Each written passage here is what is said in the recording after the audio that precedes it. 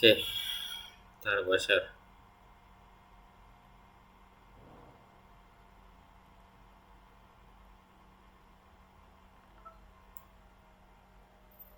Oke, udah masuk kan VS Code gue?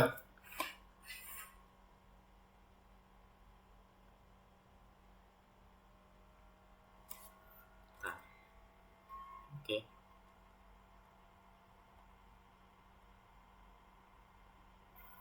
Nah, ini jadi gue bakal ngulas sedikit ya ke lulu pada.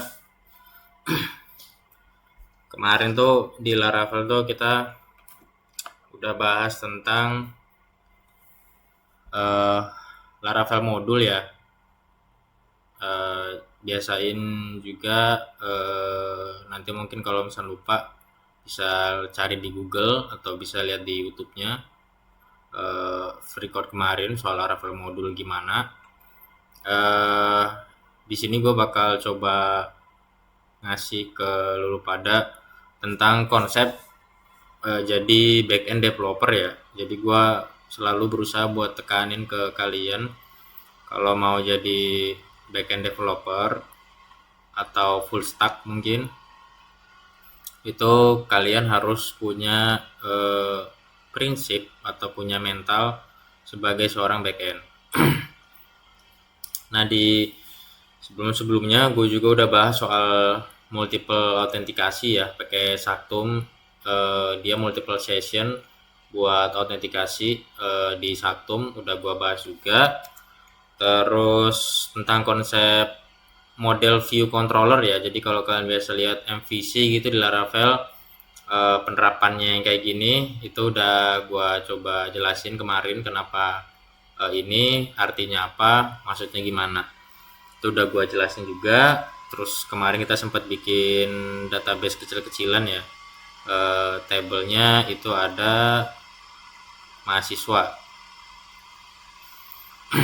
Nah, gue bakal coba menekankan lagi. Gue coba bakal eh, apa ya, kasih kasih sesuatu informasi baru lagi ke kalian sebagai seorang backend developer mungkin yang tertarik bahwasanya baik dengan Laravel atau dengan apapun itu frameworknya atau mungkin natif sekalipun sebagai backend developer itu punya prinsip yang memang harus dipegang. Nah, apa aja prinsip-prinsipnya nih bakal gue coba jelasin. Jadi pertama, kalau kita jadi backend developer itu kita akan bermain sama yang namanya database. Oke.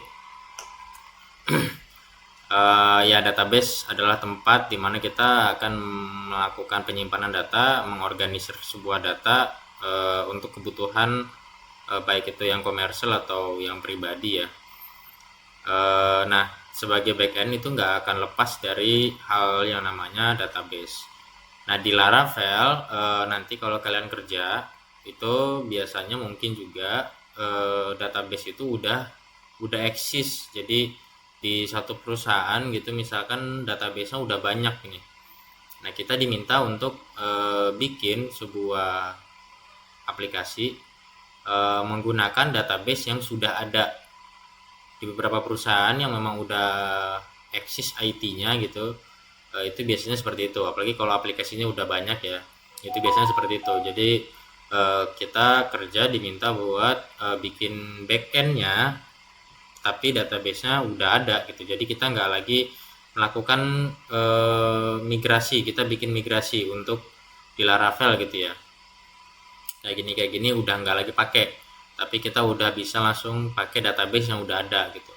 Nah, cara manggilnya, cara setupnya, cara connectnya project-project kita ini dengan eh, database yang udah ada itu juga sebelumnya udah gue bahas tentang.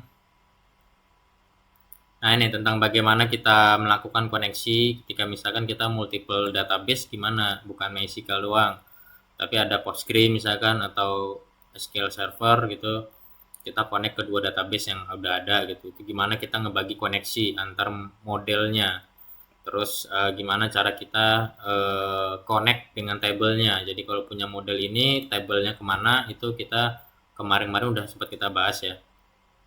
Jadi nanti kalian bisa ngulas lagi di YouTube atau mungkin cari lagi di Google di tutorial-tutorial yang lain. Nah, yang mau gue tekankan di sini tentang prinsip kalian sebagai backend itu pertama adalah tentang database. Jadi kalau kalian biasanya mungkin lihat ya di beberapa database yang juga mungkin kalian bikin, yang mungkin kalian juga bikin gitu. Nah, jadi prinsip apa ya, bukan prinsip sih, lebih kepada ya pegangan, acuan atau gaya lah, gaya kalian membuat database atau gaya kalian mengelola sebuah database itu juga nanti bergantung dengan prinsip yang kalian pegang gitu. Karena kalau misalkan kalian salah dalam mendesain database gitu, itu nanti akan berdampak dengan tim, dengan orang lain gitu. Kenapa? Karena memang krusial juga gimana cara kalian memanajemen database. Nah, di sini gue bakal kasih contoh. Anggaplah gue punya sebuah database namanya Angelin Siakat. Di dalamnya ada banyak table-table nih, di mana masing-masing table itu merepresentasikan masing-masing nilai untuk kebutuhan-kebutuhannya mereka masing-masing gitu. Nah, pada prinsipnya sebagai seorang back-end developer gitu, kita harus punya prinsip bahwasanya mendesain database itu perlu keserasian, perlu kerapihan, terus juga perlu kejelian gitu. Dan itu memang udah jadi bawaan ya kalau misalnya kalian mau berkecimpung di backend developer gitu. Dan ini memang sebuah keharusan gitu, bahwasanya memang kalian harus punya mentalitas seperti itu. Nah, dalam contoh ini gue bakal coba kasih contoh ke kalian tentang bagaimana prinsip itu diterapkan ketika kalian menjadi seorang backend developer.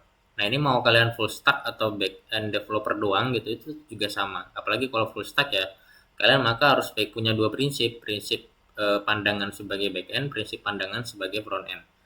Nah, kalau di sini contohnya gitu, di beberapa table di sini, kalau kalian lihat gitu, masing-masing table itu kebanyakan itu punya ciri khas masing-masing gitu, punya kategorinya masing-masing. Nah, pengkategorian ini itu nanti penting sebenarnya dalam kalian menyusun sebuah database. Jadi gini contohnya, anggaplah misalnya gua diminta untuk menyimpan sebuah kumpulan data di mana data-data itu adalah itu berisikan nama-nama kota. Jadi ada table isinya nama-nama kota. Nah, anggaplah kalian diminta atau kalian punya keharusan untuk membuat sebuah table di mana isi data dari table tersebut itu isinya hanya nama-nama kota di Indonesia misalkan, lebih spesifik lagi. Nah, ketika kalian dihadapkan dengan sebuah permintaan atau sebuah request seperti ini, gimana sih cara kita mendesain database-nya yang baik dan benar gitu. Apalagi kalau misalnya kalian sebagai mahasiswa kan tentu di kampus nggak diajarin nih sama dosen-dosen tentang gimana sih cara desain database gitu. Nah, cara mendesain database itu sebenarnya nggak ada patternnya atau nggak ada standarisasinya gitu. Jadi desain database itu tergantung programmernya gitu. Itu tergantung orang yang bikinnya gitu. Nah, cuman kita gimana caranya sebagai seorang backend itu memegang prinsip bahwasanya apa yang gue buat itu harus mudah dipahami orang. Nah, gitu. Kenapa harus seperti itu? Karena memang balik lagi ketika kalian masuk ke dalam sebuah industri, baik itu startup, rumah produksi atau mungkin perusahaan gitu yang gede, yang kecil, yang sedang, itu eh, baik kalian sendirian di back end developernya atau kalian di dalam tim gitu, itu kalian harus punya prinsip bahwasanya bagaimana caranya supaya database yang gue buat atau table yang gue buat itu mudah dipahami orang, peruntukannya buat apa. Nah, karena prinsip seperti itu, maka kalian harus biasakan membuat database atau mendesain database itu dengan melakukan pengelompokan, kira-kira gitu. Maksudnya gimana? Jadi contoh di sini ada sebuah tabel isinya nama-nama kota di Indonesia. Nah, kita itu bisa mengelompokkan atau kita bisa membuat beberapa kategori. Contoh, ada tabel di mana tabel itu isinya adalah data-data eh, data-data bawaan. Terus ada lagi tabel di mana tabel itu isinya adalah data-data informasi. Ada lagi tabel di mana tabelnya itu isinya data-data misalnya data-data tambahan. Misalnya ya, kategori satu itu eh, data-data standar.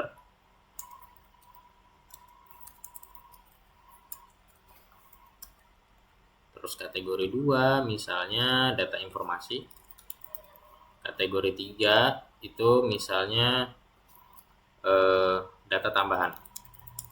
Misalnya nih, kalian sebagai backend developer ingin mendesain sebuah table atau sebuah database di mana database itu punya kategori-kategorinya untuk setiap table-tablenya. Nah, ini penting ya, dan memang jadi sebuah standar ketika kalian masuk ke dunia pekerjaan industri ya, tentang mendesain database yang baik dan benar.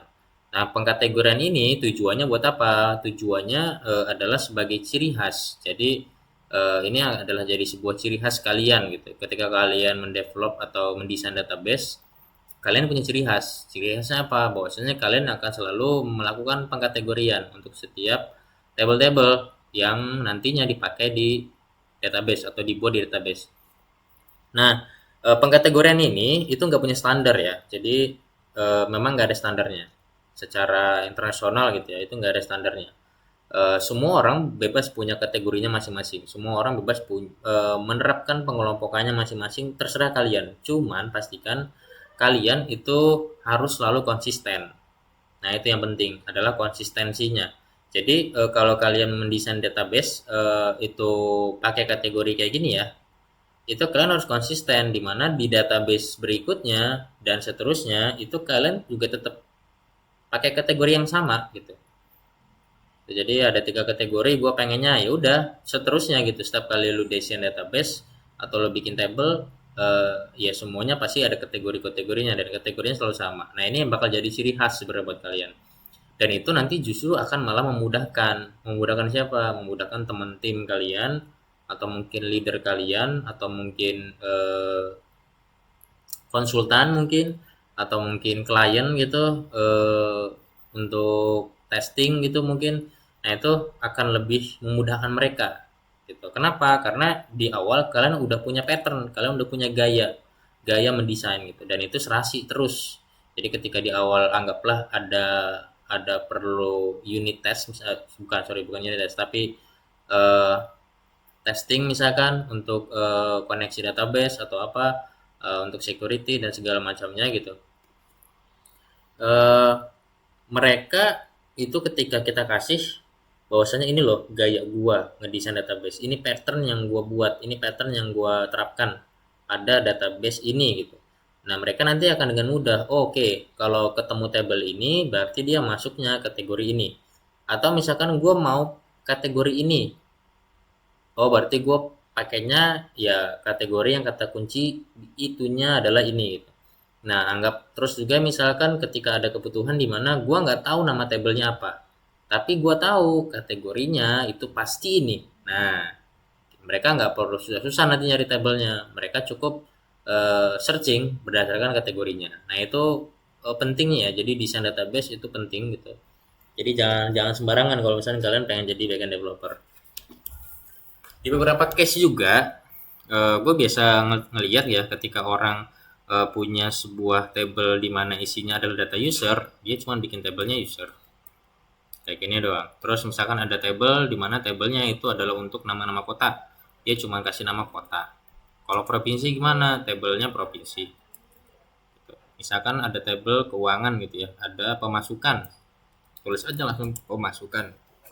Nah, ini kan kita nggak punya keserasian ya, jadi masing-masing table itu acak random gitu. Ini masuk kategori apa, ini dia nggak tahu. Ya random aja, sesuai dengan namanya. Nah ya kalau kayak gini repot. Ketika ada orang lain pengen juga join gitu ke project kalian, mereka udah kebingungan dengan database-nya. Kenapa? Karena penamaan database kalian itu nggak serasi. Nah ini yang banyak banget ditemukan di mahasiswa-mahasiswa baru ya, atau orang-orang yang baru banget belajar gitu. Nah ini salah satu kebiasaan yang kurang tepat lah. Jadi jangan dibiasakan dan harus diberhentikan gitu. Biasakan kalian kategori. Nah kalau di sini sebagai contoh, gua itu menerapkan pengkategorian itu hanya dua. Jadi contoh yang ini gua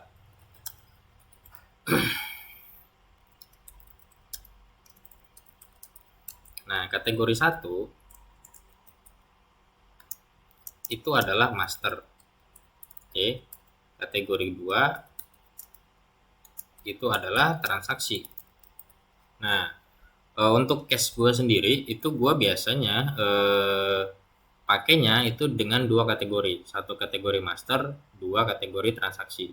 Jadi setiap table atau seluruh table yang gue punya dalam database ini itu selalu dikelompokkan menjadi dua kelompok gitu.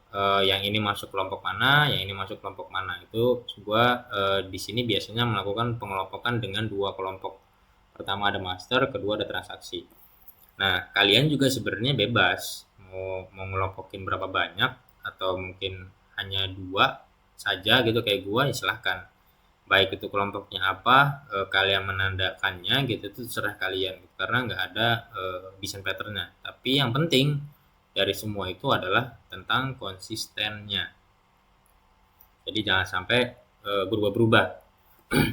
Nah, kalau kalian contoh ya, sejauh mana sih memang kemudahannya itu beneran terasa, misalkan beneran terasa tentang pengkategorian atau desain database ini untuk backend developer.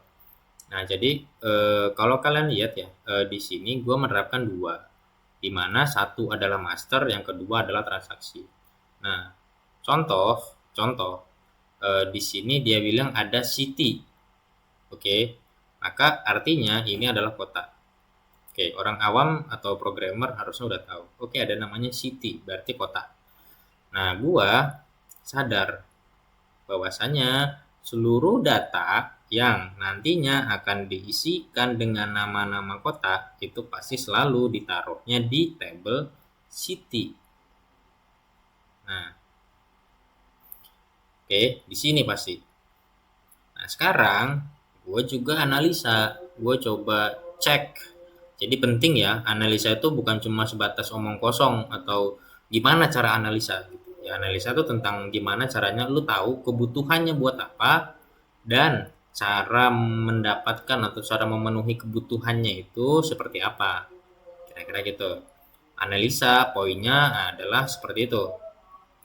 Nah, sekarang ketika gue tahu ada sebuah table nanti isinya adalah nama-nama kota di Indonesia dan akan gue taruh di dalam MCT tab tadi, maka gue menganalisa nih apakah data yang nantinya ada di dalam MCT tab tadi itu berubah-ubah atau tidak. Kalau misalkan ternyata datanya adalah data-data pasti ya, jadi memang benar-benar itu datanya tuh itu dan nggak akan berubah gitu.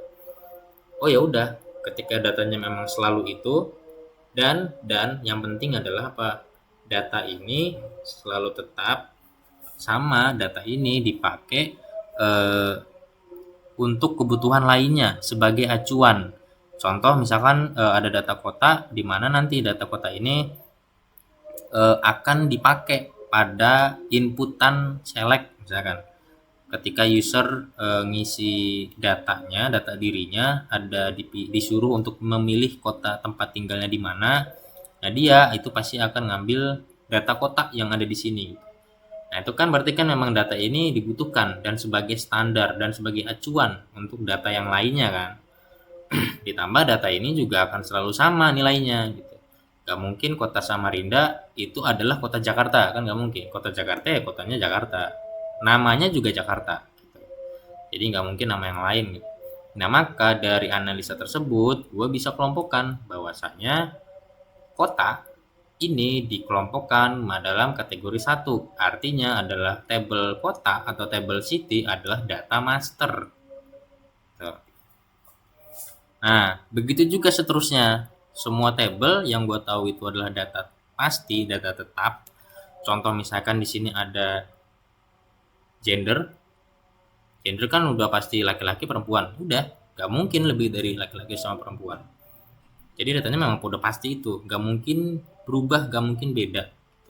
Nah, maka gender itu gue kategorikan ke dalam kategori 1 atau data master. Nah, terus untuk data transaksi gimana? Nah, data transaksi analisa yang gue lakukan itu adalah gue ngecek apakah tabel tersebut itu datanya dinamis. Datanya berubah-ubah.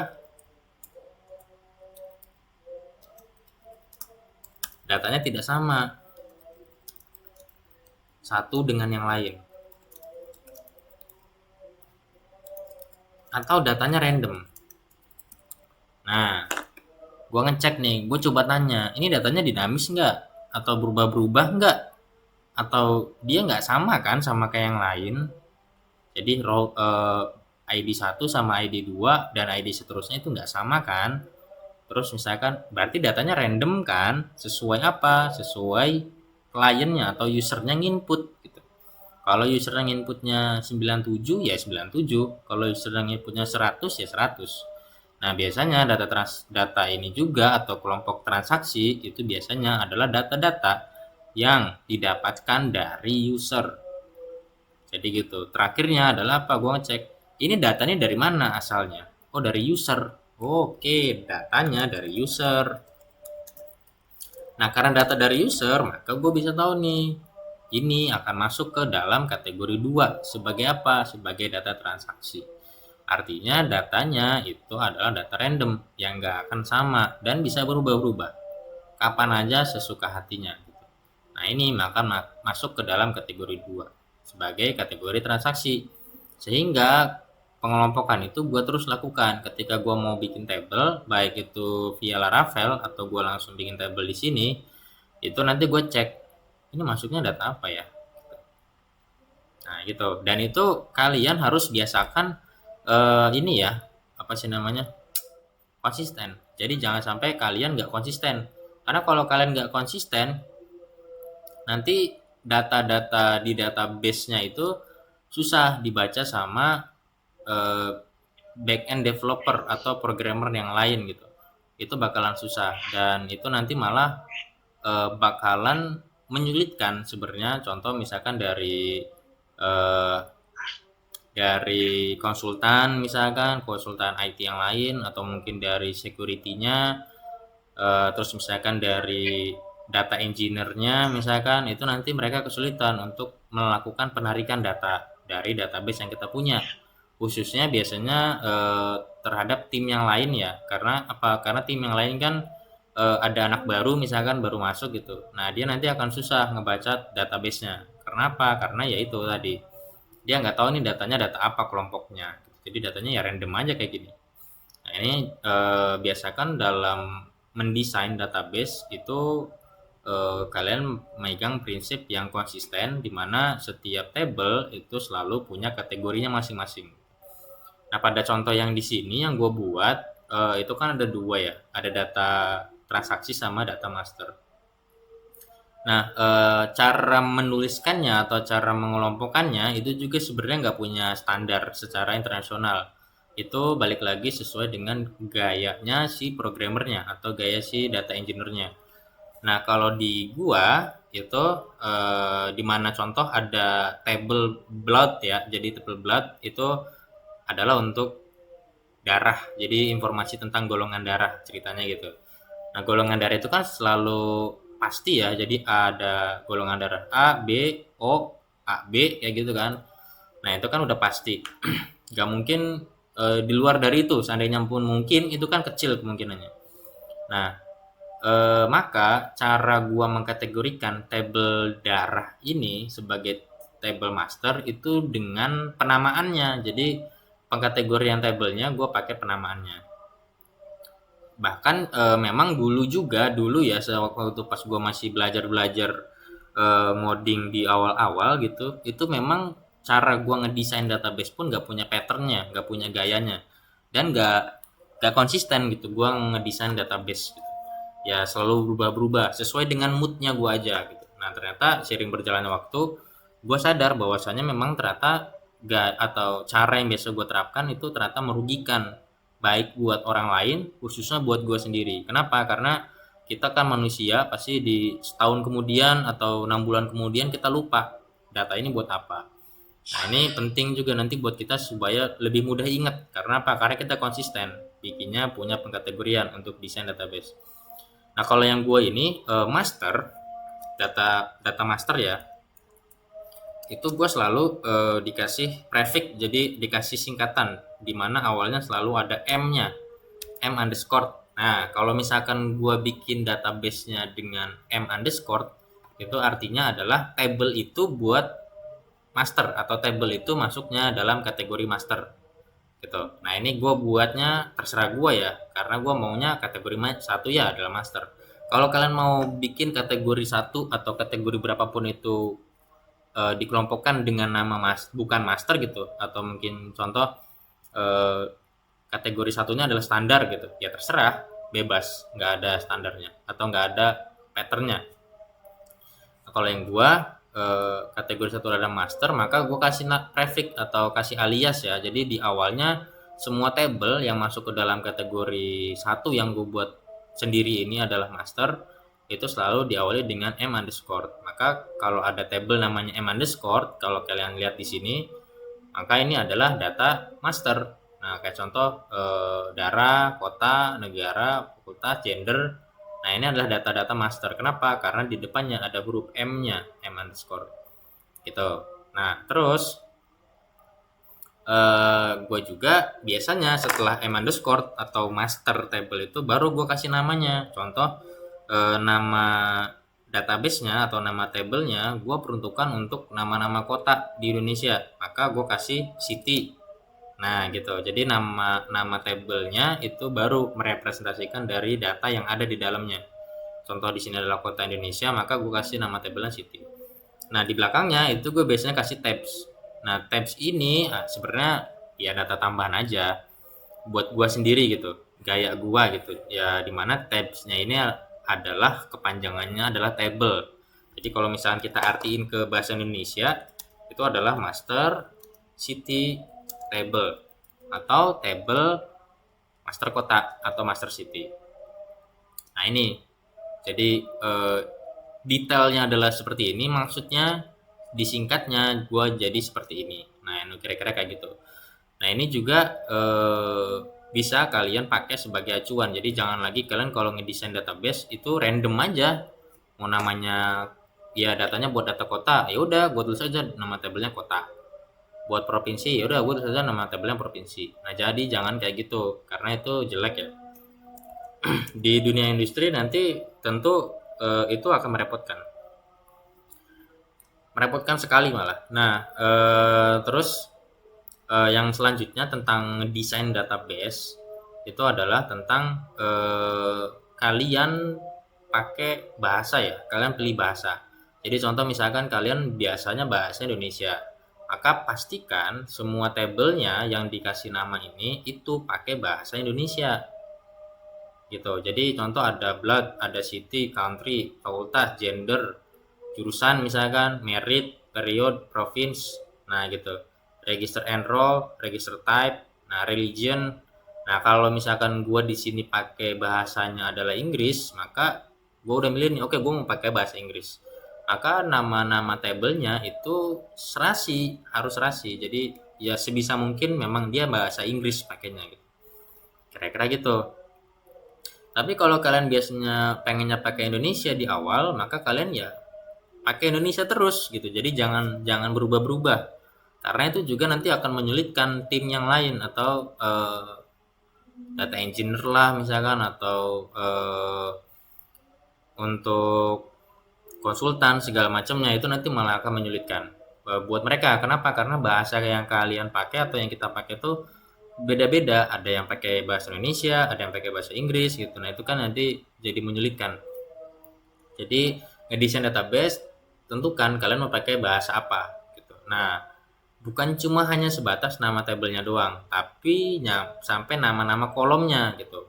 Jadi kalau di sini ada title ya. Nah, ini gue pakai pakai bahasa Inggris, maka untuk nama aja gue kasih title. Nah, kira-kira gitu. Jadi konsistennya itu bukan cuma sebatas tadi pengkategorian, tapi juga sampai kepada bahasa yang dipakai. Jadi memang itu penting. Jadi jangan sampai kalian nggak apa ya bahasanya, ngacak lah, karena itu nggak sesuai dengan kaidah sebagai backend developer. Backend developer itu selalu dituntut untuk rapih, tersusun, tertata, tidak acak, tidak berantakan, dan ya sesingkat mungkin lah, kira-kira gitu.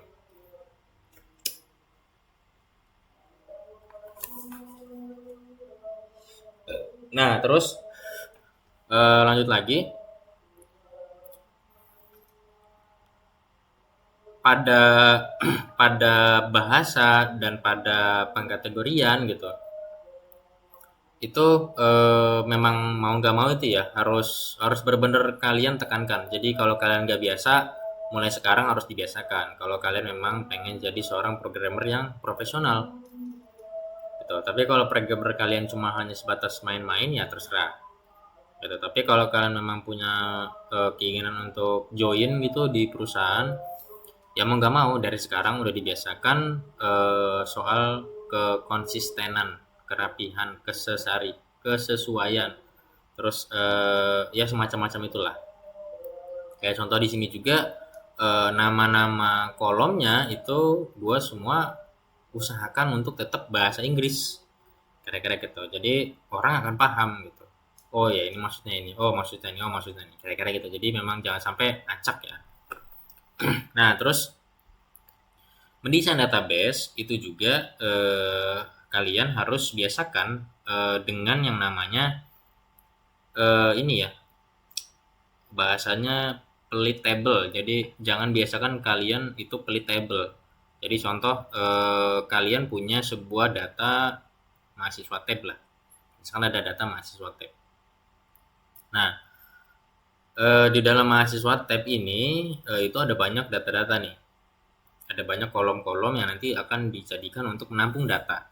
Nah, kalian itu jangan sampai pelit untuk bikin tabel baru, atau untuk ketika kalian punya mahasiswa tab maka udahlah semua data mahasiswa tampung di satu tabel. Nah, jangan. Nanti malah jadi banyak, repot gitu. Jadi biasakan untuk jangan pelit bikin tabel. Tuh, kayak contoh di sini ya untuk mahasiswa datanya secara umumnya atau secara generalnya atau secara poin-poin yang pentingnya aja itu ada di sini. Tapi untuk yang lebih detailnya, nah itu nanti ada di sini. Kira-kira gitu. Nah itu jadi jangan sampai kalian pelit bikin table baru. Nggak apa-apa, bikin table banyak kek, mau ratusan, mau puluhan kek, terserah gitu. Nggak jadi masalah. Jadi jangan, bukan berarti table kalian sedikit itu ngoding kalian efisien. Justru malah bisa jadi entah mungkin projectnya kecil sekali atau mungkin malah projectnya sangat berantakan gitu. Jadi bukan berarti table sedikit kalian clean, kalian rapi, kalian minimalis, enggak, justru mungkin aja kalian malah ternyata berantakan sekali, kira-kira gitu. Jadi jangan sampai kalian punya prinsip untuk pelit bikin table baru, itu yang jadi masalah biasanya untuk orang ngoding di awal-awal. Rasanya bikin table tuh kayak seolah-olah sesuatu yang merugikan gitu. Padahal sebenarnya justru enggak sama sekali.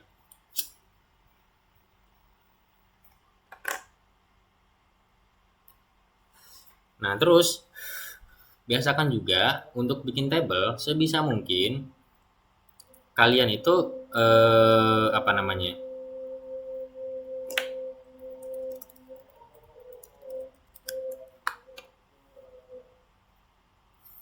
Nah, sebisa mungkin kalian juga bikin table itu ya apa namanya bahasanya? Jangan sampai biasakan kalian bikin table itu selalu nyimpen data itu ya udah senyimpennya aja.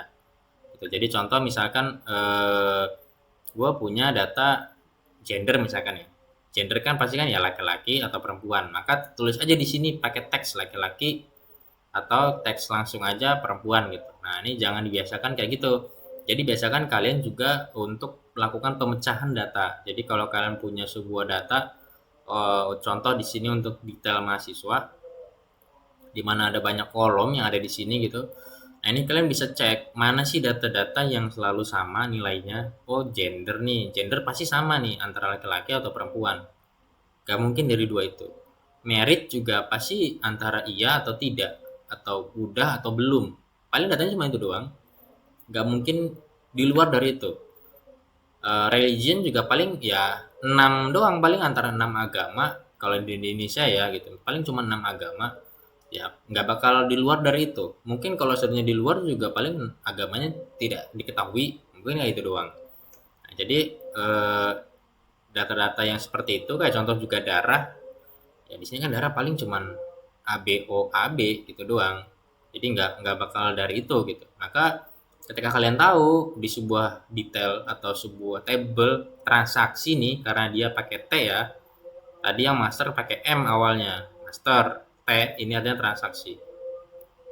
Karena di table transaksi ini ada beberapa data di masing-masing kolom, itu datanya selalu sama, atau ya pasti sama lah, nggak mungkin jauh, nggak mungkin keluar dari data-data yang udah ditentukan, maka gue bisa pecah gitu. Jadi gue bisa pecah di mana contoh gender gue akan buat table sendiri, di mana di table ini hanya berisikan antara laki-laki dan perempuan misalnya kayak gitu.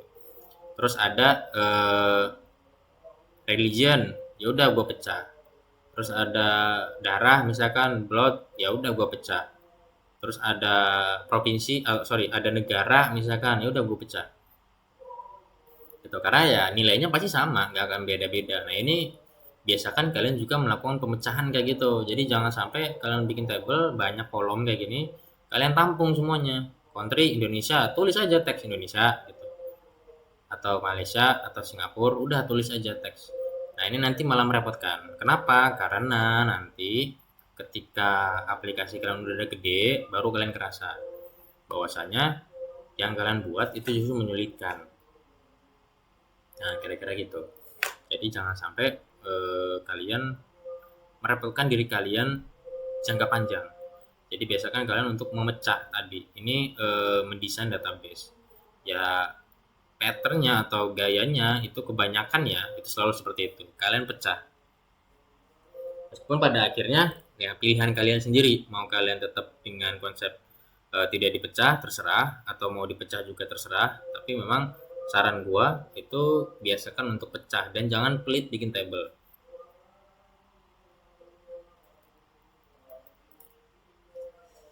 Kira-kira kayak gitu.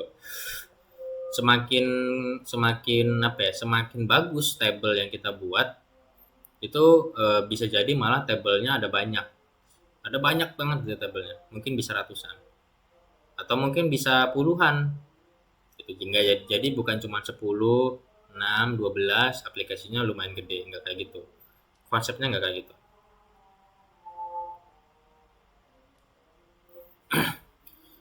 Nah, ini patternnya dalam membuat sebuah database paling basic. Jadi pastikan mulai sekarang kalian biasakan untuk ngoding seperti itu. Jangan sampai kayak gitu lagi. Cuman juga sedikit informasi bahwasanya biasanya ketika kalian masuk industri yang udah ada IT-nya gitu ya, itu biasanya memang mereka pasti punya patternnya, punya gayanya tertentu. Jadi belum tentu kalau kalian masuk di perusahaan A itu ya patternnya sama kayak di perusahaan yang lain, belum tentu, pasti beda-beda gitu. Tergantung tempatnya. Kalau kalian masuk perusahaan A mungkin patternnya akan seperti ini, masuk perusahaan B patternnya juga mungkin beda lagi sesuai dengan kebutuhannya mereka masing-masing gitu. Tapi yang pasti mereka itu selalu punya patternnya atau punya gayanya atau punya standarnya lah kira-kira gitu.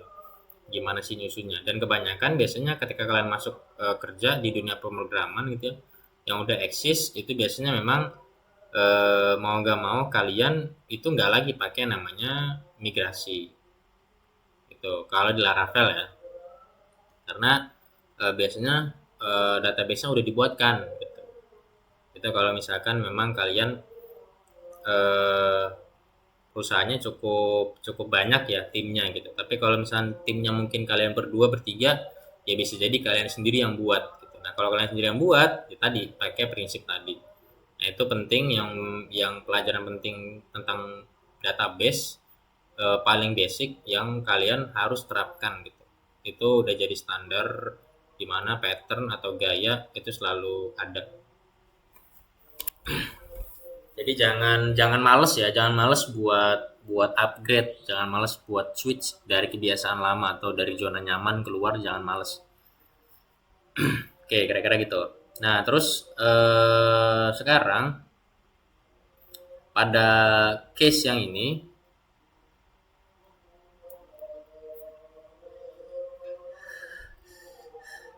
sedikit aja, gue mau bahas sebenarnya tentang yang namanya eh, MVC lagi ya. Jadi model view controller gitu di Laravel yang pada penerapannya sekarang ini ya di tempat gue ini, itu view-nya sebenarnya nggak ada. Sebenarnya kan view-nya itu harusnya adalah template ya, HTML-nya gitu.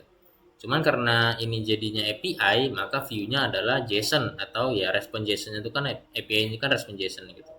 Maka view-nya adalah JSON-nya gitu. Nah, ngoding Laravel yang memang baik itu memang kita punya, balik lagi kita punya prinsipnya gitu. Jadi jangan lagi biasain ya,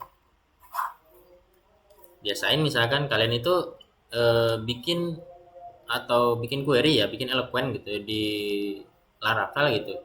Itu langsung aja misalkan T mahasiswa tab. Ini kan berarti kan ngambil tabel mahasiswa. Nah, kan udah bisa kebaca nih. T mahasiswa tab. Berarti tab adalah tabel, mahasiswa adalah nama tabelnya, T adalah transaksi. Maka bisa tahu nih, ini adalah tabel transaksi mahasiswa. Oh, berarti di dalam tabel ini datanya bisa berubah-ubah. Nah, kira-kira sebenarnya gitu. Keuntungan kalian tentang menerapkan atau memakai sebuah standar yang kalian terapin sendiri ya, kira-kira gitu.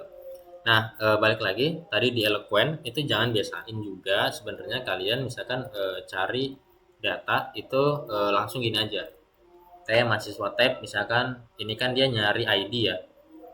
Nyari ID di dalam tabel ini. Nah,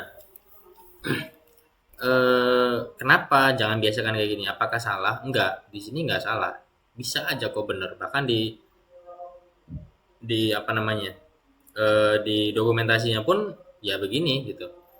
Tapi baik lagi gitu, kita bilang kita pengen agak up lah, kita menerapkan MVC gitu. Maka MVC konsepnya adalah model view controller di mana semuanya itu saling terhubung. Jadi nggak bisa kita asal manggil model, nggak bisa asal manggil controller, nggak bisa asal manggil view. Semuanya harus ada penghubungnya, kira-kira gitu. Nah, pada konsep yang ini di mana constructor atau ya construct itu adalah sebagai penghubung antara controllernya sama modelnya gitu. Jadi gue nggak langsung manggil model, tapi gue buat penghubungnya dulu gitu. Dimana penghubungnya adalah alias dari nama tabelnya. Contoh nama tabelnya ini mahasiswa tab, gue bikin aliasnya T mahasiswa tab.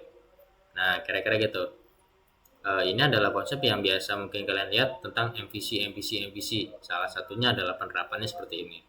Kira-kira gitu. Ini kalau di Laravel. Jadi ya jangan lagi biasain ngodingnya Laravel itu kalian langsung aja jebret jebret jebret jebret gitu. Yang penting beres, yang penting ada, yang penting jalan. Gak bisa gitu. Kenapa?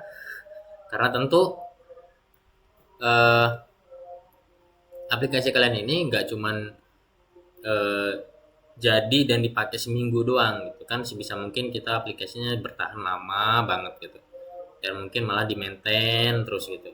Nah karena butuh di maintain terus gitu, makanya kita mau nggak mau harus rapi sebagai backend developer. Nah kira-kira gitu. Oke, terus gue mau menekankan kalian tentang model atau eloquent lah ya di Laravel. Karena balik lagi kalau kita paham tentang konsep eloquentnya nih, konsep eloquentnya di Laravel itu kita simple sebenarnya. Mau ngoding bikin controller kayak gimana pun simple, nggak akan rumit gitu. Ya sesimpel itulah sebenarnya. Makanya yang paling ditekankan itu sebenarnya justru bukan gimana cara kalian menyusun kontrolernya atau fungsi di dalam kontrolernya, karena fungsi dalam controller itu sesimpel kita bisa copy paste copy paste, kira-kira gitu aja. Tapi kalau untuk yang nggak bisa copy paste itu adalah tentang relasinya, yang biasanya di Laravel itu sebutannya sebagai eloquent.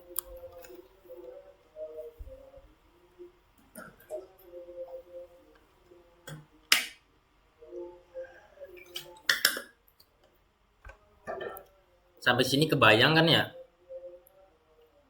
Kebayang kan? S, Ismail, kebayang kan? Oke. Nah, di Laravel kita bahas eloquent sedikit lagi ya.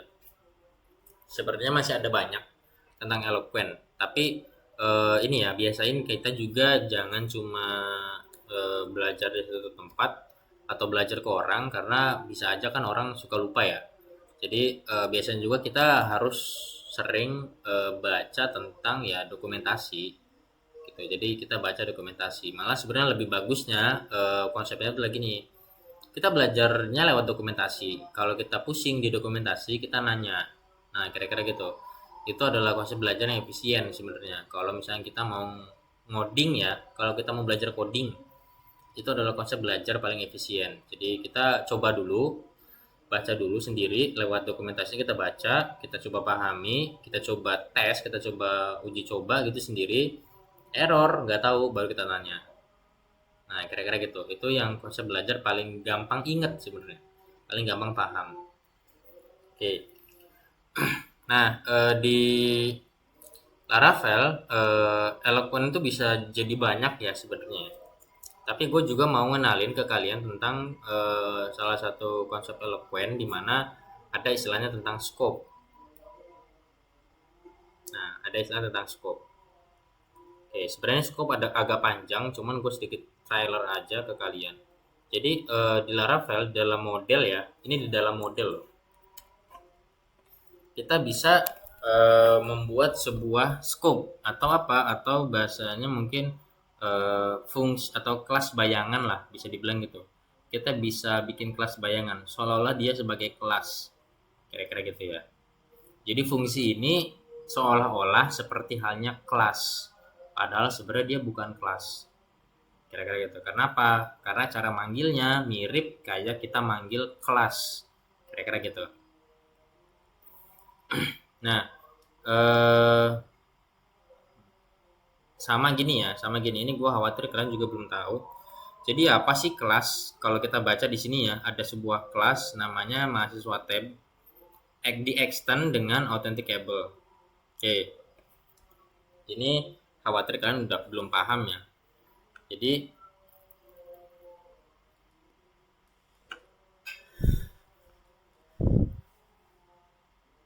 kalau kalian ngodingnya pakai Java, pakai C#, nah ini yang paling banyak kalian temukan ya seperti ini. Kelas di extend. Jadi kelas itu secara sederhana bisa kita artikan ya sebagai sebuah etalase. Kira-kira gitu. Jadi kelas itu mirip seperti halnya etalase. Di mana di dalam etalase itu ada banyak barang. Ada kue, ada ciki, ada garpu, ada sendok, ada piring, ada gelas, ada ember mungkin gitu. Ada banyak pokoknya di dalam etalase. Dan etalasenya tidak terbatas. Nah, kelas itu bertindak seperti halnya sebuah etalase, di mana kita bisa naruh apa aja di dalam etalase. Nah, kira-kira gitu. Kelas itu secara sederhana bisa diartikan sebagai etalase. Nah, etalasenya itu punya nama. Nah, namanya ini mahasiswa tab. Jadi nama etalase ini itu adalah T mahasiswa tab. Oke. Nah, extend di sini itu artinya adalah di merger, digabungkan, kira-kira gitu. Extend itu artinya menggabungkan Secara sederhana ya, eh, extend itu bisa diartikan sebagai menggabungkan. Nah, menggabungkan dengan siapa? Dengan kelas lagi.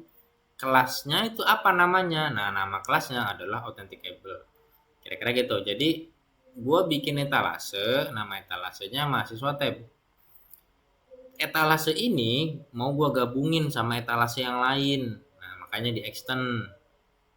Nah, mau digabungin sama etalase apa? Oh, etalasenya namanya authenticable. Makanya kalau kita pergi ke authenticable, itu dia adalah sebuah kelas. Nah, kira-kira gitu. Kira-kira gitu ya. Jadi authenticable itu adalah sebuah kelas. Jadi bukan bukan fungsi ya. Fungsi sama kelas beda. Jadi kalian harus paham bahwasanya kalau kita punya kelas berarti kita lagi bikin etalase. Oke, etalasenya itu harus punya nama. Namanya apa? Namanya di sini. Bebas mau namanya apa aja bodo amat. Nah, kalau ada istilah extend artinya etalasenya digabungin. Etalasenya digabungin sama etalase lain, istilah gitu. Nah, digabungin sama apa? Sama etalase apa? Sama etalasenya ini. Kira-kira gitu ya. Nah, tadi gue bilang bahwasanya etalase, di dalam etalase kita bisa naruh barang apa aja. Barangnya bisa macam-macam. Terserah kita mau ngisi apa aja barangnya.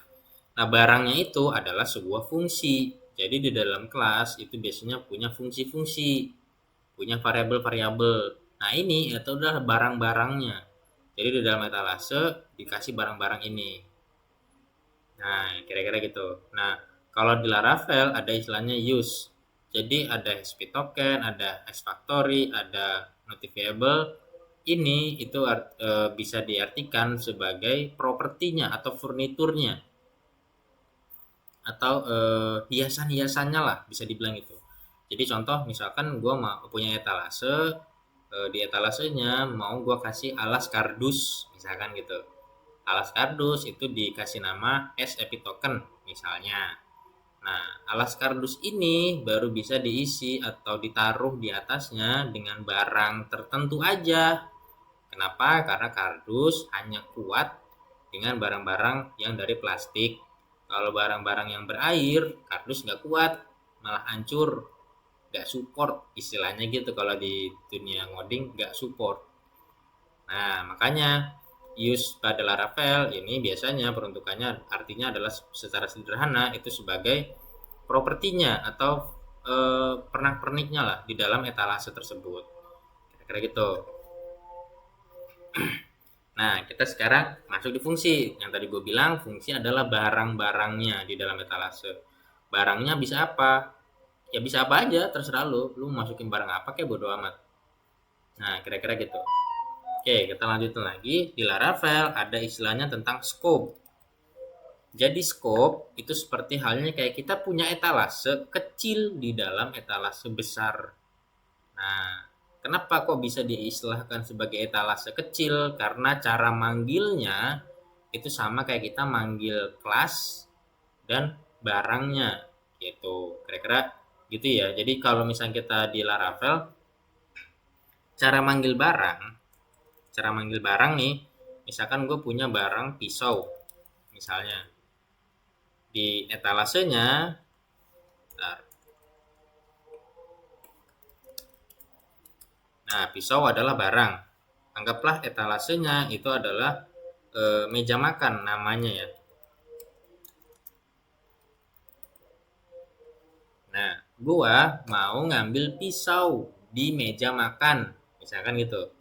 Maka kalau gua mau nyari pisau atau gua mau ngambil pisau, gua tahu nih, oh gua harus ke meja makan. Ini sebenarnya mirip, hampir mirip kayak main game aja sih, kayak kalian main game aja, main game survival gitu. Kalau gue butuh pisau, oh gue bukanya meja makan. Oh kalau gue butuh garpu, oh gue bukanya lemari. Nah kira-kira gitu. Kalau kita main game kan biasanya suka kayak gitu. Diarahin, ya ada barang ini atau meja ini buat apa, storage ini buat apa, storage ini buat apa. Kalau lu butuh ini, lu ke storage ini. Lu butuh ini ke storage ini. Nah, ngoding juga agak mirip sebenarnya konsepnya, kayak main game kalau kita perhatikan lebih detail. Nah terus anggaplah gue mau ngambil pisau. maka gue tahu gue harus ke meja makan dulu. Oke, habis itu baru ambil pisau. Nah kan gitu kan konsepnya. Kalau misalkan gue butuh pisau, maka pertama-tama gue ke meja makan dulu, baru gue ambil pisaunya. Nah sekarang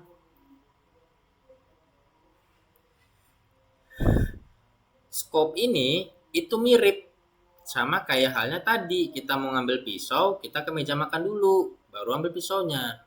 Nah, scope juga sama. Cuman yang bertindak sebagai etalasenya itu adalah pisau. Yang tadinya pisau adalah barang, dengan scope sekarang pisau menjadi sebuah etalase. Sehingga misalkan contoh, gua mau ngambil sendok ya. Sendok juga adalah barang. Oke, anggaplah barang. Nah, sekarang gua mau manggil sendok, tapi sendok itu bukan sebagai fungsi. Dimana fungsi ini adalah barang. Oke. Sendok ini bukan fungsi atau sendok ini bukan barang. Sendok ini adalah scope. Oke. Nah, sekarang gimana caranya? Gua mau manggil sendok. Misalnya, gimana caranya gua manggil sendok? Maka gua bisa langsung gini, meja makan sendok. Atau meja makan pisau sendok. Nah, kira-kira gitu. Jadi nanti bisa bertindak sebagai apa aja di scope. Oke. Nah, ini tentang konsep ya. Jadi ada sebuah nama scope. Nah, scope ini mirip dimana kita seolah-olah menjadikan apa bahasanya? Sebuah barang baru atau sebuah etalase apa ya? Bayangan lah bisa dibilang gitu. Tiruan lah kira-kira gitu. Nah, tapi cara penulisannya untuk scope di Laravel itu kita tetap perlu mendefinisikan sebagai fungsi. Karena dia sebenarnya adalah barang. Public function scope. Nah, scope ini atau barang ini kan punya nama. Kira-kira gitu. Kayak contoh pisau aja misalnya. Gue bikin public function pisau. Nah, kan gini. Maka pisau ini adalah barang. Kenapa? Karena dia adalah fungsi di dalam etalasenya mahasiswa tab atau etalasenya meja makan. Nah, kira-kira gitu. Nah, sekarang public function ini kita tahu nih, oh ini barang nih di dalam etalase ini. Nah, sekarang scope, apakah gua manggilnya juga harus scope misalkan? Enggak. Kira-kira gitu, enggak. Jadi, scope ini punya lanjutan. Lanjutannya nih apa yang ditulis adalah nama barangnya. Contoh misalkan gua scope sendok.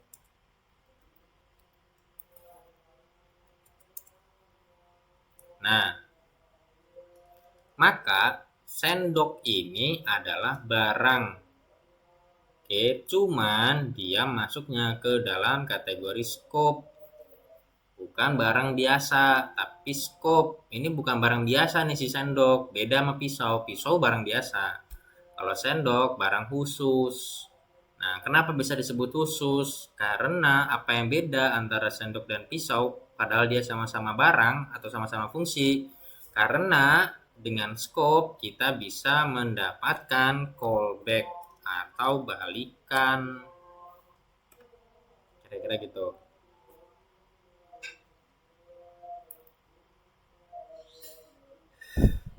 Jadi contoh gini ya. Ini contoh aja ya. Penerapannya nanti. Ini gue trial dulu ke lu pada. Jadi anggaplah gue punya sebuah scope, nama scope-nya sendok. Karena dia scope, maka dia punya callback atau fungsi balikan ya. Jadi dia punya fungsi balikan, di mana scope ini punya argumen atau punya parameter. Parameter ini disebutnya parameter ya. Kenapa? Karena dia dalam kurung ya. Oke, maka dia disebut parameter atau orang biasa juga sebutnya sebagai argumen. Nah, Scope ini selalu punya parameter bawaan. Apa itu parameter bawaannya? Adalah tabelnya. Itu adalah tabelnya. Contoh di sini etalasenya adalah meja makan, maka query ini adalah data dari meja makan. Di dalam meja makan ada pisau, sendok. Maka query ini berisikan data pisau dan sendok. Kira-kira gitu. Atau misalkan kita lebih jelaskan lagi ya, ada pisau, ada gelas, misalkan. Ini kolom ya, maksudnya ini kolom ya. Oke, gue coba bikin terpisah biar kalian nggak bingung nanti. Anggaplah di mahasiswa itu ada kolomnya name, sama password. Oke, ada 3 kolom nih. Name, dan password. Nah, query ini sebenarnya ngebalikin data apa sih? Query ini adalah ngebalikin data name,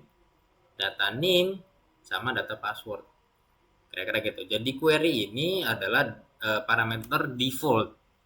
Oke, parameter default yang dipakai ketika kita mau pakai scope. Apakah parameternya harus namanya query? Enggak harus. Bisa aja misalnya gue kasihnya balikan. Atau misalkan gue mau kasihnya data, terserah. Mau nama query-nya apa aja terserah. Atau nama parameter apa aja terserah. Cuman itu nanti tergantung dengan ya, kalian sukanya mau kasih nama apa gitu. Nah, balik lagi tadi konsisten, karena kalau di back end kita harus punya sikap yang konsisten, kira-kira gitu. Nah, sekarang kalau di pisau query-nya gimana? Ya nggak bisa. Jadi nggak ada istilah parameter bawaan. Nah, sekarang ada request. Kalau di scope, ini buat apa? Request ini adalah untuk mendapatkan nilai input dari sini. Jadi ada controller store misalkan. Dia nanti akan menerima semua input dari front end. Nah, inputan dari front end ini mau gua olahnya jangan di controller, tapi mau gua olahnya di dalam model. Misalnya gitu ya. Jadi pindah tempat. Oke. Nah, di scope itu mendukung. Gimana caranya? Kita tinggal tambahin lagi satu parameter. Bebas, mau namanya apa aja bodo amat. Yang penting parameter ini nanti dipakai untuk nangkep semua informasi atau nilai input atau data apapun yang didefinisikan di dalam controllernya, di dalam fungsinya. Nah, kira-kira gitu. Jadi sebagai contoh, misalnya gue kasih nih query where. Nah, nulisnya juga sama nanti kayak biasa aja, where name sama dengan request name. Nah, terus gua returnnya lagi apa? Ya query-nya, ya datanya lah gua balikin. Gua munculin. Jadi ini kan kita sebenarnya bisa naruhnya di sini, bisa gitu. Tapi gue nggak mau naruh di sini, gue pengen naruhnya di model gitu. Bisa dengan apa? Dengan scope. Jadi scope itu kenapa disebut khusus? Karena dia memiliki callbacknya atau balikannya. Ketika dia dipanggil, dia akan ngirim data balikan lagi ke sini gitu, atau data inputannya ke sini gitu. Nah, kalau yang kayak gini ya ini enggak, udah stop di sini aja. Nah, kira-kira gitu ya. Jadi beda antara scope dan fungsi bawaan di Eloquent Laravel. Nah, penerapannya gimana sih? Penerapannya kita bisa pakai dengan cara gini. Cukup dengan misalnya ya, users ini adalah table mahasiswa atau model mahasiswa di create kan gitu kan. Nah, misalkan gue bikin lagi satu mahasiswa sama dengan this mahasiswa atau table mahasiswa sendok request. Nah, kira-kira gitu. Jadi query-nya nggak di sini. Padahal kan gue bisa aja gini. Where name sama dengan request name. Nah, kan bisa query-nya di sini. Tapi gue nggak mau. Gue pengen query-nya ada di model. Caranya gimana? Dengan scope. Manggilnya tadi gimana? Scope yang kita buat di sini dengan nama sendok. Nah, di sini kita kasih panggil etalasenya. Ini kita manggil etalasenya, baru kita panggil barangnya. Barangnya adalah sendok. Nah, sendok punya parameter. Defaultnya yang pertama parameternya. Ini nggak dianggap ya, karena ini bawaan. Nah, baru nih parameter kedua adalah request. Request ini nilainya apa? Nilainya adalah ini. Kira-kira gitu. Jadi jangan berarti kalian punya dua parameter, maka kalian bikin dua. Kayak gini. Jangan. Salah.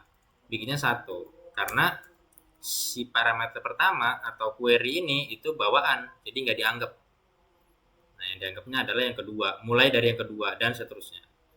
Terbatas nggak terbatas, bodo amat. Lu butuhnya berapa banyak kek, mau yang dimasukin ke dalam scope terserah lu.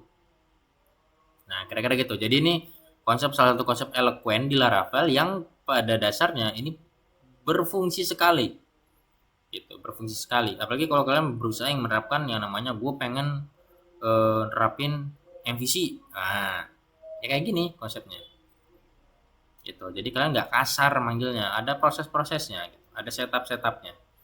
Nah, di Laravel yang paling enak itu adalah dengan penggunaan scope. Scope biasanya dipakai di mana? Di searching.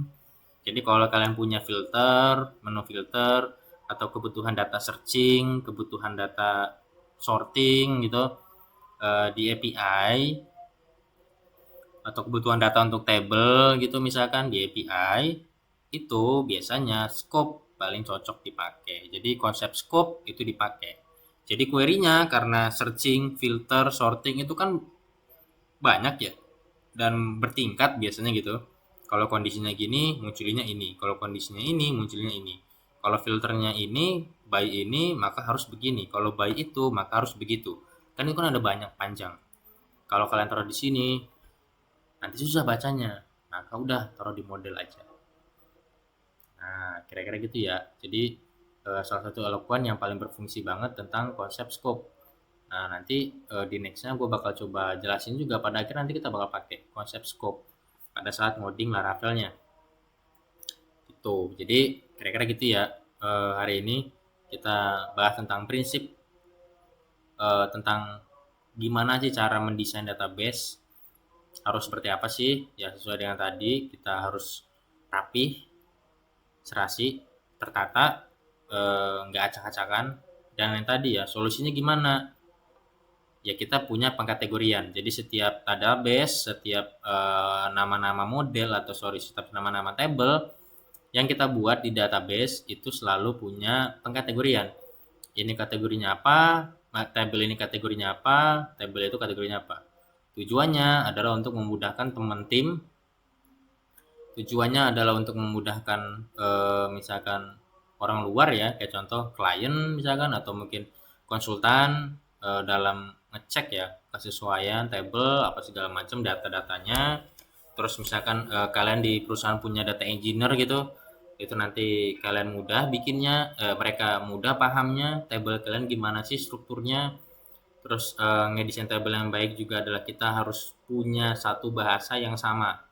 Jadi jangan sampai beda-beda, gue bahasa Indonesia di table ini, di table lain bahasa Inggris, di table lain bahasa Spanyol mungkin. Nah itu gak bisa. Jadi jangan sampai bahasanya beda-beda. Sesuaikan bahasanya, ambil satu, samain semua. Gitu. Jadi bebas nanti bahasanya sesuai dengan gaya kalian. Dan termasuk kategorinya berapa banyak, sesuka kalian aja berapa banyak. Karena itu nggak punya standarnya. Terus tadi di Laravel tentang scope sama ya, tadi scope adalah barang. Jadi kalau kalian punya kelas itu adalah sebuah etalase, artinya secara sederhana bisa diartikan sebagai etalase. Dan kalau kalian ketemu istilah extend itu artinya adalah etalase mahasiswa digabungkan dengan etalase authenticable. Jadi extend itu artinya adalah menggabungkan satu etalase dengan etalase yang lain. Nah, untuk use tadi kalau di Laravel itu bisa sederhananya diartikan sebagai apa ya, bukan properti tapi dekorasi. Jadi ada dekorasi ini di dalam etalase ini ya. dikasih dekorasi apa, dimana dekorasinya itu nggak bisa asal dipakai. Jadi contoh SCP token itu adalah dekorasi alas kardus, itu dia punya syarat. Kalau lu mau pakai dekorasi kardus di dalam etalase, maka lu harus naruhnya adalah barang-barang yang dari plastik. Kalau barang-barang dari kertas, di dunia IT disebutnya sebagai not supported. Jadi nggak support gitu. Nah, terus tentang function itu adalah barang. Secara sederhana bisa diartikan sebagai barang. Jadi barang di dalam sebuah etalase. Nah, tadi tentang scope, scope adalah sama barang juga sebenarnya, cuma nanti dia bertindak sebagai barang khusus, di mana barang ini dia punya sebuah eh, data balikan atau data input gitu yang nanti diambil atau ditembak dari controller gitu. Jadi dalam controller dia ngirim data ke dalam fungsi sendok, dan di sendok fungsinya diterima, di mana nanti akan dilakukan sebuah query atau sebuah eh, logic pemrogramannya, di mana nanti logiknya itu berdasarkan nilai yang di input atau yang dikirimkan ke dalam scope sendok. Nah, oke, kira-kira gitu dulu hari ini. Gimana? Ada yang pusing atau ada yang mau nanya?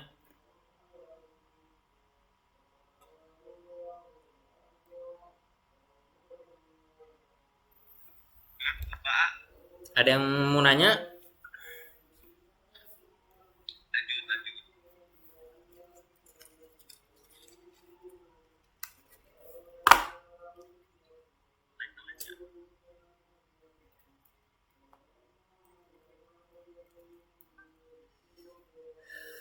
Ismail Husun aman ya? Aman kan? Din, gimana gimana Ismail? Aman ya? Oke, sip. Oke. Gimana S? Paham ya? Jadi itu ya tadi Ismail sama Mais, konsep gimana cara kita mendesain database yang baik dan benar sebagai seorang back end itu ya itu ya. Jadi jangan sampai kita gak punya pattern atau gak punya standar kita sendiri. Tapi balik lagi, standar ditentukan oleh kalian pribadi. Kalau kalian masuk ke dalam sebuah komunitas atau kelompok atau tim di dunia backend developer ya, di perusahaan-perusahaan misalkan gitu, ya mau nggak mau pada akhirnya mungkin kita yang harus ngikutin patternnya mereka. Cuman tadi di setiap tempat pasti punya pattern, dan kalau kalian mau mulai sebagai back end, pastikan kalian harus di awal punya pattern.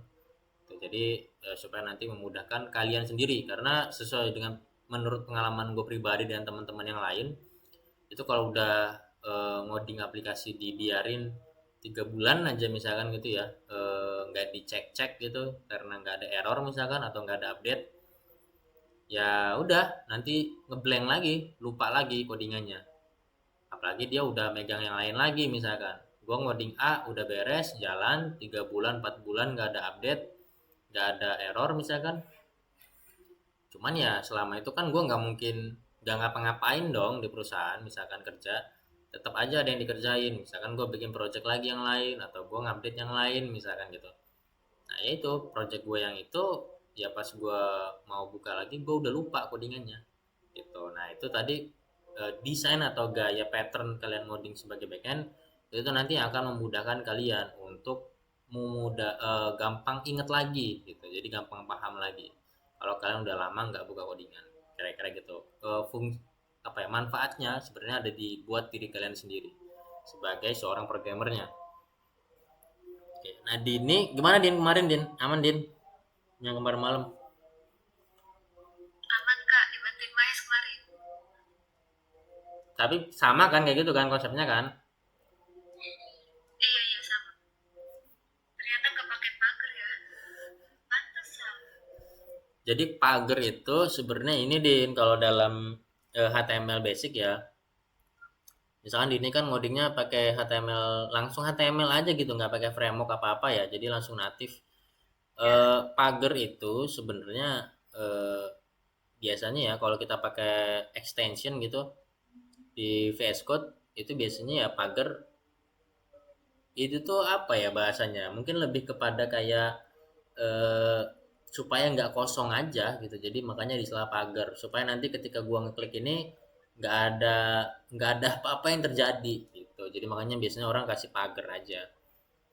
Itu sebenarnya pagar itu ya sebatas note aja note gitu. Dia nggak bakal ngapa-ngapain gitu.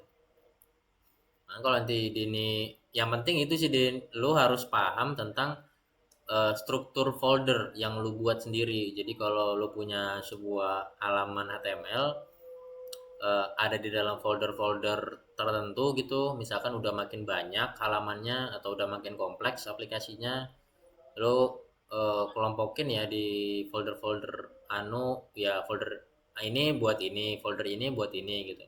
Ya manggilnya tadi itu sesuai dengan path-nya ya atau sesuai dengan foldernya, lokasinya di mana. Sama kayak lu pakai command prompt aja. Command prompt kan kalau lu mau buka folder tertentu harus tahu path-nya di mana. Kira-kira kayak gitu sih. Sederhana itu sebenarnya. Dan itu juga sebenarnya berlaku buat image, buat ya apa aja ya yang dimaksudkan sebagai file. Gak melulu soal halaman HTML doang. Image, video, dan lain-lainnya gitu. Itu juga sama caranya gitu. Atau lu memanggil file JavaScript, file TypeScript atau CSS ya sama caranya kayak gitu pakai slash atau ya path-nya diarahin. Oh iya iya. Siap Kak.